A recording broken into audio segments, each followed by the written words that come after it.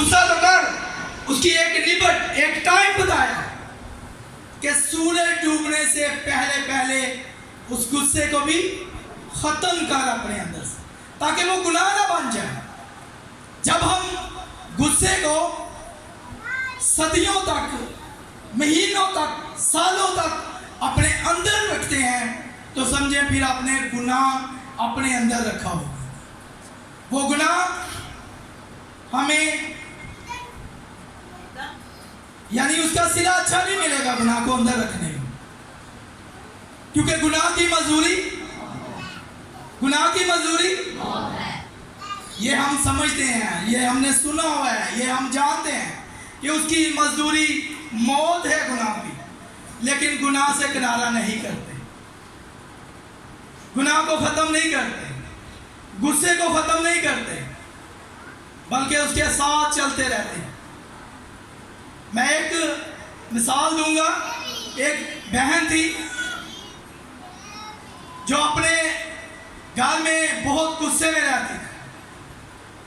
हर time उसके जहन में गुस्सा ही रहता है और गुस्से के इवज वो हर एक से लड़ती और झगड़ती थी। जब वो लड़ती थी तो उसके घर में कलेश रहती थी, किरकिर रहती थी, रिज़्क भागता था, बरकत नहीं आती थी। और ये कैसे हो सकता है कि हम अपने घर में क्लेश रखें, लड़ाई झगड़ा रखें और ये मांगे कि खुदा हमें बरकत दे?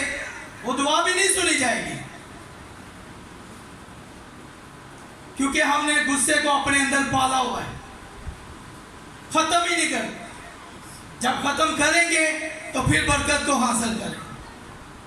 तो वो बाजी क्या करती थी, जब लड़ती थी, झगड़ती थी, तो ऐसा करती थी कि आटा गूंथते हुए भी वो गुस्से में आटा गूंथती थी और सोचती रहती थी, बुराइयां सोचती थी, आज मैं ये करूंगी, वो करूंगी, उसको ये सबक सिखाऊंगी या अपने मियाँ को बताऊंगी। और वो गुस्से में आटा गूंथती थी और उसका नाश्ता बनाती, रोटी बनाती और वो अपने सारे परिवार को खिलाती, तो बरकत कहाँ आनी थी? वो दूसरों में भी ऐसे ही ट्रांसफर होना था। सारा गुस्सा तो उसने आटे में गूंथ दिया था, तो बरकत कैसे आए उसके घर?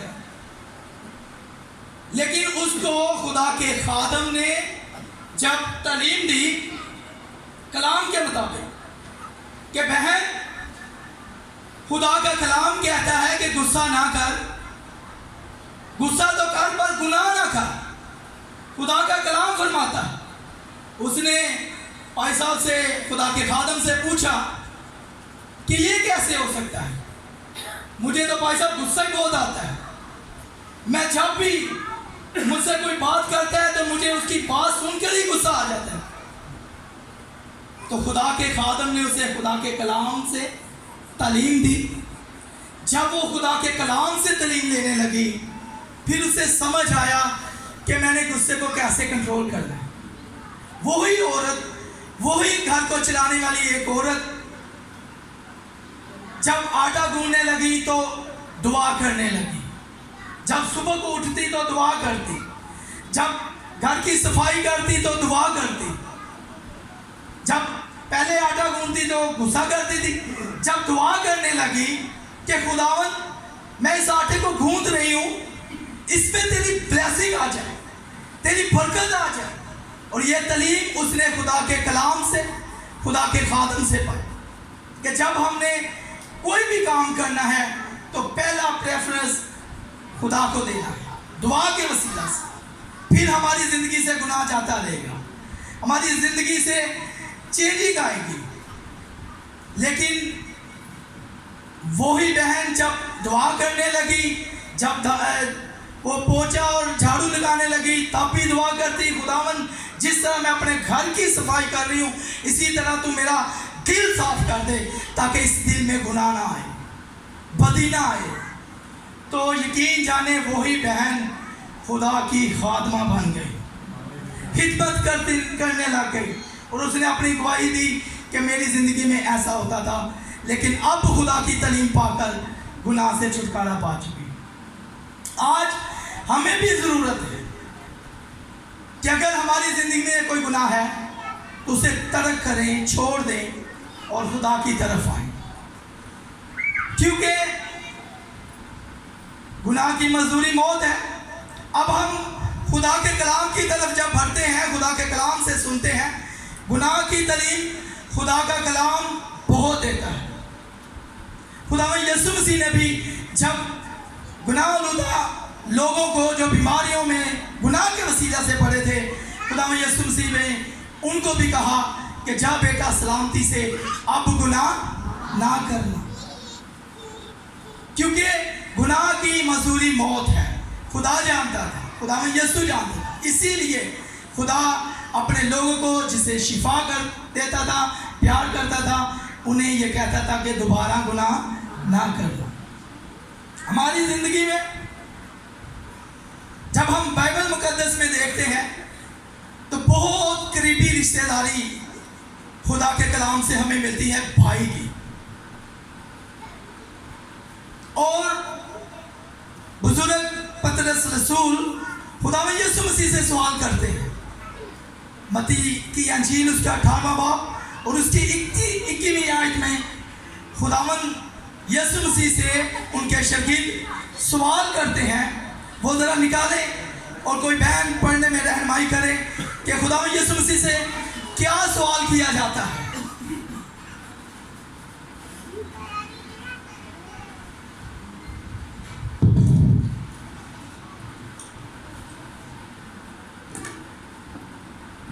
भाई या बहन पढ़ने में रहनुमाई फरमाएं।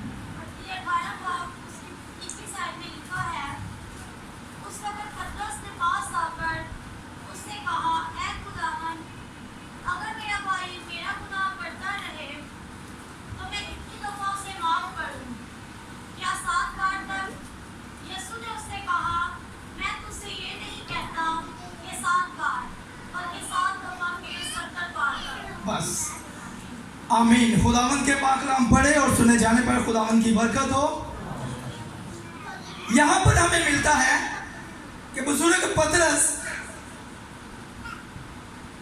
खुदावन यीशु मसीह से जब सवाल करते हैं अपने उस्ताद से, तो वो कहते हैं, उस वक्त पतरस ने पास आकर उससे कहा, ऐ खुदावन, अगर मेरा भाई मेरा गुनाह करता है तो मैं कितनी दफा उसे माफ करूं? क्या 7 बार तक?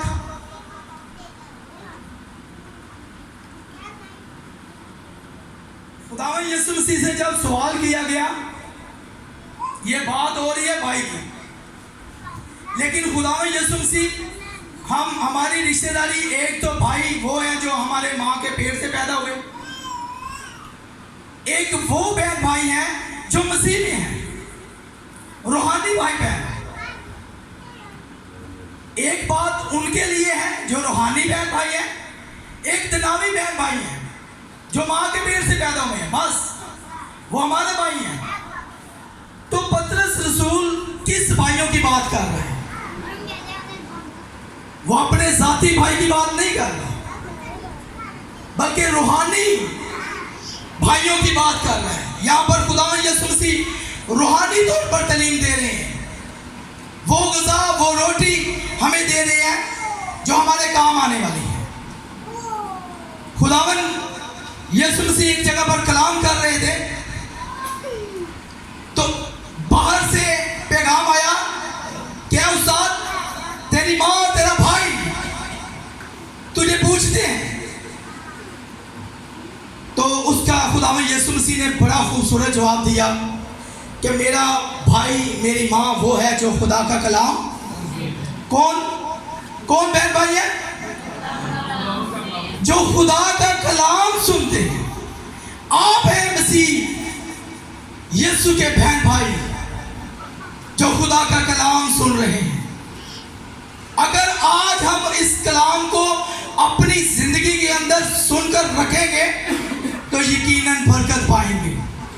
आप में से ब्लेसिंग शुरू होगी, गुनाह खत्म होगा। लेकिन तब जब हम कलाम को सुनेंगे दिल से, अपने कानों की खिड़कियों को खोलेंगे, अपने ध्यानों को, अपने ज़हन को सिर्फ खुदा के कलाम तरफ लाएंगे। तो ये जब सवाल किया कि कितनी बार, क्या 7 बार तक माफ करूं, तो खुदावंद यीशु मसीह ने बड़ा खूबसूरत जवाब दिया।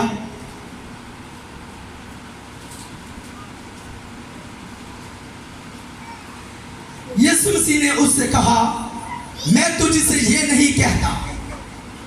अब वो अपने शरीर से कह रहा, मैं तुझसे ये नहीं कहता कि 7 बार, बल्कि 7 दफा के 70 बार तक। यानी कि दफा का मतलब है एक वक्त में, और 7 दफा को मतलब है 70 बार को जब जरब दे तो बनते हैं 490। एक वक्त में हम अपने भाई को, रूहानी भाई को, अगर वो कोई गुनाह कर रहा है, कोई बदी कर रहा है, तो उसे माफ करने की सलाहियत हमारे अंदर हो। और आगे जब हम बढ़ते हैं तो तमसील मिलती है हमें खुदावंद यीशु मसीह की, जो हमें सिखाने के लिए दी है। आगे लिखे, बस आसमान की बादशाही उस बादशाह की मानद है जिसने अपने नौकरों से हिसाब लेना चाहा। आसमान की बादशाही उस बादशाह की मानद है कि जब अपने नौकरों से हिसाब लेना पड़ा। मतलब क्या है इस बात का? इस बात का मतलब है कि हम जो खिदमत गुजार हैं, खुदा के नौकर, चाहे प्रस्तिश करने वाले, बाजा बजाने वाले, कलाम सुनाने वाले, कोई भी खिदमत हमारे पास है, तो उसका हिसाब हमें खुदा को देना पड़ेगा कि क्या हमने वो सच्चाई से की है, ध्यानदारी से की है। क्या हम जब दुआ करते हैं, या कलीसिया के लिए भी यही पैगाम है कि जब हम गीत में ताड़ी बजाते हैं, क्या पूरे तरीके से ताड़ी बजाते हैं? हर एक बात का हिसाब होगा। और वो मालिक ज़ात, बादशाह का बादशाह खुदावंद यीशु है जिसने आना है। तो जब हिसाब लेना चाहा,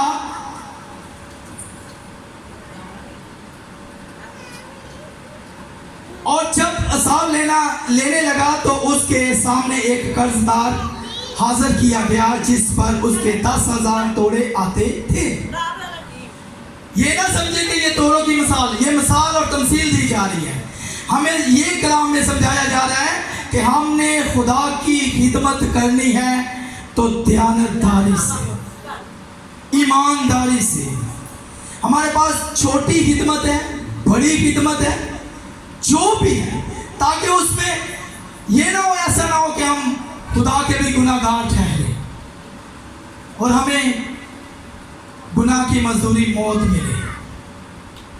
बल्कि हमें ऐसा बनना है कि कोई भी खिदमत करे, कोई भी काम करे खुदा के लिए, वो दिलो जान से करे, खुदा को जानते हुए करे, तब हम खुदा से बरकत लेंगे। मगर चूंकि उसके पास अदा करने को कुछ ना था, ये सारी स्टोरी एक नौकर की बताई जा रही है कि उसके पास अदा करने के लिए कुछ ना था, लेकिन मालिक ने कहा इसके बीवी बच्चों को भी लाओ, इसका जो कुछ है उसको भेज दो और उसे भेजकर मुझे दिया जाए। लेकिन उसने मिन्नत की, मालिक गिड़गिड़ाया, सजदा किया। जब मिन्नत की तो खुदा ने उस पर तरस खाया, उस बादशाह ने तरस खाया, उस मालिक ने तरस खाया और उसे माफ कर दिया, उसको छोड़ दिया, माफ करके उसे छोड़ दिया, जा। लेकिन वही नौकर जब बाहर जाता है तो उसने भी किसी से अपना कर्ज लेना होता है, तो वो नौकर क्या करता है, भागकर उसका गला पकड़ लेता है और उसे कहता है जब तक तू मेरा कर्जा अदा नहीं करेगा मैं तुझे नहीं छोड़ूंगा।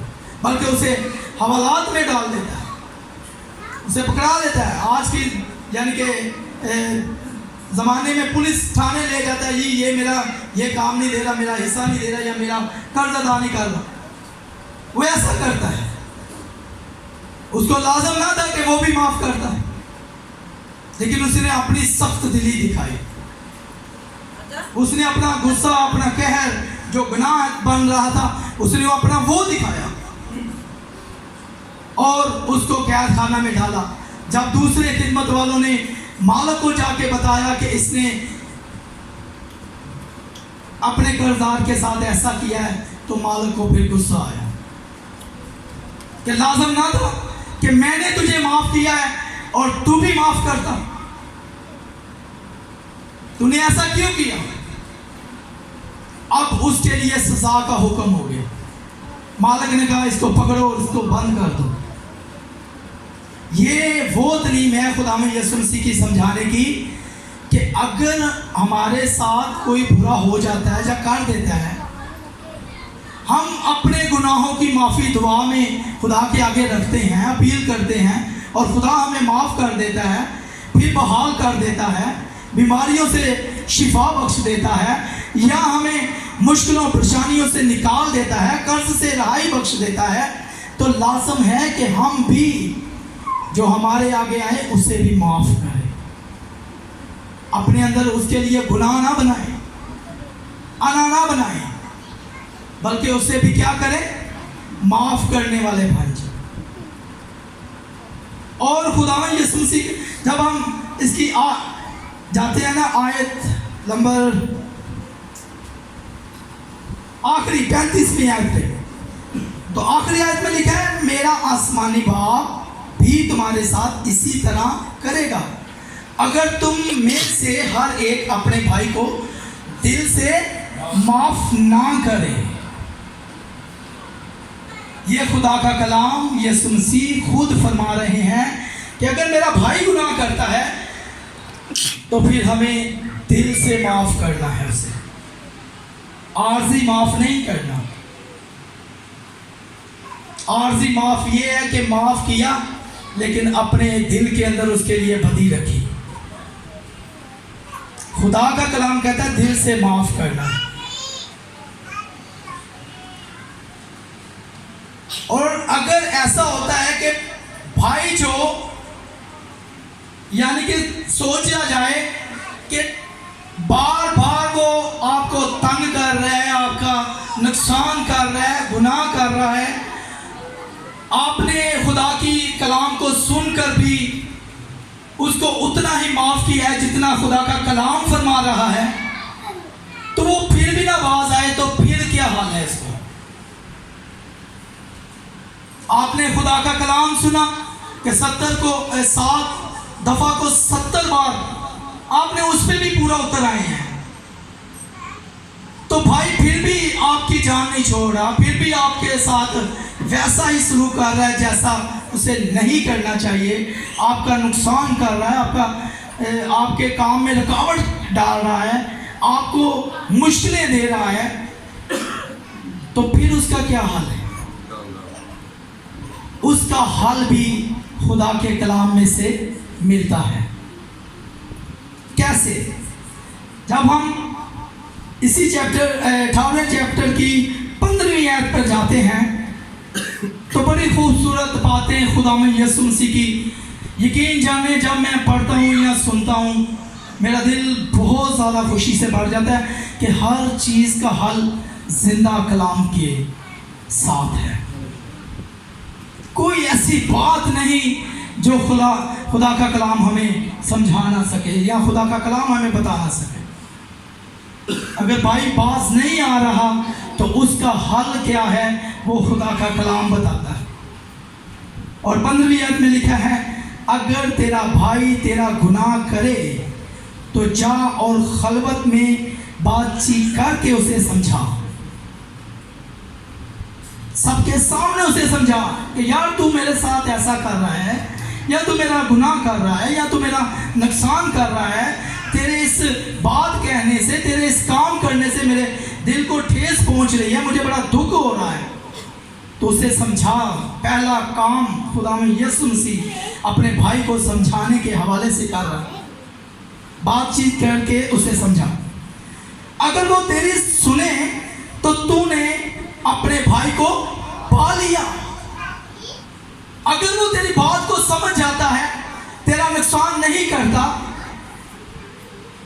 तेरे लिए वो रुकावटें पैदा नहीं करता, तो समझो तूने अपने भाई को, फिर अपने भाई को तूने पा लिया। और अगर ना सुने,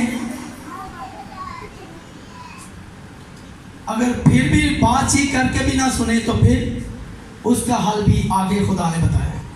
और अगर ना सुने तो 1-2 आदमी को अपने साथ ले जा, ताकि हर एक बात 2-3 गवाहियों की जबान से साबित हो जाए। 1-2 आदमी अपने साथ मिला, मौत मिला, उनके साथ मिलकर उसकी बातचीत करी, ताकि वो आदमी आपके लिए गवाही का बाइस बने कि यार ये बात पहले आपको इस भाई ने समझाई थी, आपको समझ नहीं आ रही, ये गवाही का मौका बन जाए 2 आदमी। और अगर वो उनकी सुनने से भी इनकार करे, खुदा का कलाम बता रहा है कि अगर वो 2-3 गवाहियों के साथ भी फिर ना बाज आए, फिर भी ना मुड़े इस बात से, फिर भी अपने भाई को सताता रहे, फिर भी अपने भाई का गुनाह करता रहे, फिर अपने भाई को ना चीज जानता रहे, तो फिर क्या करे वो? फिर आगे खुदा का कलाम हमें बताता है, अगर वो उनकी सुनने से भी इनकार करे तो कलीसिया से क्या है? किससे क्या? फिर कलीसिया के सामने बता कि मेरा भाई मेरे लिए ये मुश्किल, मेरी रुकावट बनता है। कलीसिया में खुदा के ऐसे लोग होंगे जो उसे समझाने की कोशिश करेंगे कि यार तो अपने भाई के लिए रुकावट ना बन, गुनाह का सबब ना बन, गुस्सा ना दिला, उसके काम में मुश्किलें ना डाल। कलीसिया में भी ऐसे खुदा के लोग होते हैं जो दूसरों को गाइड करने में अच्छे साबित होते हैं। ये खुदा का कलाम हमें सिखा रहा है। और अगर कलीसिया की सुनने से भी इनकार करे तो, अगर कलीसिया की बात भी ना भाई सुने तो, कलीसिया बहुत मोतबिन चीज है, यानी कि ओहदा रखती है। खुदा की दुल्हन कलीसिया कहेंगे हैं, खुदा के लोग होते हैं कलीसिया, जो खुदा की इबादत करते हैं, कलीसिया वो होती है। तो उनके भी ना सुने वो भाई, इतना यानी कि उसके अंदर गुनाह या शैतान ने ईगो डाल दिया हो, गुस्सा डाल दिया हो, तो वो ना सुने, कलीसिया की भी ना सुने, तो मोजबिन आदमियों की भी ना सुने, खलवत में जाकर उसके साथ बात करे उसकी भी ना सुने, तो क्या होगा? फिर भी खुदा का कलाम हमें कुछ समझाता है कि आपने उस भाई के साथ क्या करना है। ये खाली भाइयों की बात नहीं हो रही, बहनों के साथ भी ये बात वैसे ही है जैसे भाइयों को समझाया जाए, क्योंकि हम मसीह में सब, आवाज नहीं आई, हम सब मसीह में एक हैं। जब वो कलीसिया के समझाने से भी ना समझे, तो खुदा का कलाम जो हमें समझाता है वो ये है, तो तू उसे गैर कौम वाला और मसूल लेने वाला के बराबर, किसके बराबर? किन फिर? गैर कौम के। गैर कौम का मतलब है जिनका ईमान बुतों पर होता है, जिनका ईमान आग पर होता है, जिनका ईमान पानी को देवता मानते हैं, सूरज को देवता मानते हैं, पत्थर के आगे झुकते हैं, सजदा करते हैं। लेकिन हमारा ईमान ऐसा नहीं है, क्योंकि हम वो लोग हैं जो जिंदा खुदा को मानने वाले हैं। जो आग को ठंडा करने की कुदरत रखता है, जो पानी को चीर कर दो हिस्सों में कुदरत रखता है, समुद्र को चीर डालता है। हम उस खुदा के मानने वाले हैं, हम गैर कौम वाले नहीं हैं, हम मबूदों के आगे पूजा करने वाले नहीं हैं, हम जिंदा खुदा की इबादत करने वाले हैं। और मसूल लेने वाले के बराबर जानने का क्या मतलब? फिर अपने भाई को क्या जान? बराबर जान। मसूल लेने वाला वो होता है जो इजी तौर पर बताता हूँ, जो टैक्स नहीं लगे होते शहर से एंटर होने के लिए, आने जाने के लिए, वहां पर कोई गाड़ी बगैर टैक्स दिए गुजर सकती है? वो इतने जालिम और सख्त होते हैं कि वो गाड़ी को गुजरने नहीं देते बगैर पैसे, टैक्स लिए बगैर वहां से गुजरने नहीं देते। मसूल लेने वाले उनको गिना जाता है, यानी कि सख्त आदमी को, ढीठ आदमी को, उसको उसके बराबर की। ये खुदा का कलाम फरमाता है तो उसको फिर उसके हाल पे छोड़ दो, पीछे हो जाओ उससे। तूने सब कुछ खुदा के कलाम के मुताबिक कर लिया है। अगर वो तेरी सुनता है तो तूने उसे पा लिया, अगर नहीं सुनता तो फिर उसे मसूल लेने वाले और गैर कौम वाला के बराबर के। खुदा का कलाम जो हमें गुनाह की तालीम देता है, वो इसीलिए देता है कि हम मौत से बचें, हम जिंदगी में शामिल हो, उस जिंदगी में शामिल हो जो खुदावन यीशु मसीह आगे हमारे लिए रखी हुई, उस जिंदगी में शामिल हो जहां पर जाना है और नया शहर में शामिल हो, दाखिल होना है, नया यरूशलेम जहां पर दूध और शहद की नहरें बहती हैं। वो जो गुनाह से किनारा करेगा उनके लिए खुदा ने ये शहर बनाया हुआ है, उन लोगों के लिए शहर बनाया हुआ है जो अपनी खिदमत को मालिक के लिए अच्छे तरीके से गुजारते हैं, अच्छे तरीके से करते हैं। वो किसी भी काम में हमें खिदमत मिलती है उसे अच्छे तौर पर करते हैं, तो वो शहर उन लोगों के लिए है, गुनाहगार लोगों के लिए नहीं है। खुदा की बख्शिश होगी तो हमारे गुनाह बख्शे जाएंगे, वरना हम कोशिश करते रहें तो खुदा को यह भी पसंद आता है कि इंसान कोशिश करता रहे, गुनाह से बाज आए। हमें पता है कि हमारी ज़िंदगी में कौन से गुनाह शामिल हैं। आज हम खुदा के कलाम को सुनते हुए इस बात को अपने दिल में रखें कि हमने गुनाह की तरफ नहीं बढ़ना, बल्कि उस काम की तरफ बढ़ना है जो खुदा ने मुझे सौंपा है। अगर मुझे कलाम सौंपा है सुनाने के लिए तो मैं पूरी दयानतदारी से, पूरी ईमानदारी से खुदा की कलीसिया के लिए सुनाने वाला बनूं। इसमें किसी किस्म की कोई रैप नहीं है, और खुदा किसी का तरफदार भी नहीं कि किसी को ज्यादा दे या किसी को कम दे। ये खुदा की मर्जी है। खुदा जिसे चाहता है जितना देता है, खुदा की मर्जी है। खुदा चाहे यानी कि कूड़े से उठाकर तख्त पर बिठा दे या तख्त से गिराकर नीचे कर दे, लेकिन हमें हर हाल में खुदा की शुक्रगुजारी करनी हम पर वाजिब है, ताकि गुनाह से बचे रहें। शुक्रगुजारी करें तो दिलो जान से करें, ताकि गुनाह से क्या हो, बचे रहें। खुदा का रहम, खुदा का तरस, खुदा की बरकतें हम पर नाज़िल होती रहे। और मैं चाहता हूँ कि ये जो मेरे कलीसिया बहन भाई हैं, आज के कलाम से ये सीख कर अपने दिल में रखें कि हमने गुनाह से क्या करना है जी, किनारा करना है, गुनाह को छोड़ना है। अगर कोई आपका करता है तो उसे माफ़ कर दें। जब आप माफ़ करेंगे तो यकीनन हमने खुदा के कलाम से सुना है कि खुदा आसमानी बाप भी हमें माफ़ फरमाए। खुदावन की इस पाक कलाम पढ़े और सुने जाने पर खुदावन की बरकत हो, खुदावन का शुक्र हो। आमीन।